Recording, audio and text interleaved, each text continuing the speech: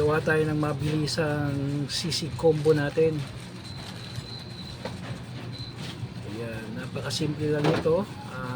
Gagamit lang tayo ng pork sisig, hotdog, sibuyas, siling espada. So ayan, painit muna tayo ng pork natin.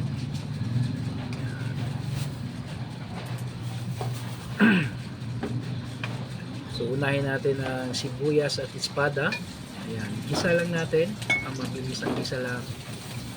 Tapos isunod na rin natin ang hotdog.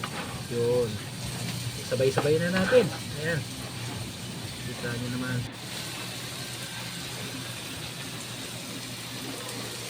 Yun. So halo-haluin lang. So medyo frozen kasi yung pork sisig natin. Ayan, i-mix lang. So yan. So napakasimple lang naman itong luto na to. Ayan. Good yun naman yan, oh.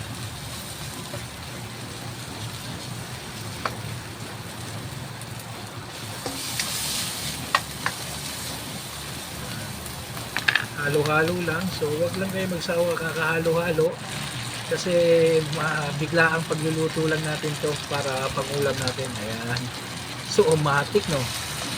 Yan, ayan, no? So nilagyan na natin ng itlog. Oops, nakalimutan ko nga pala. Nilagay nga pala natin dyan na ingredients is puto betchin, tapos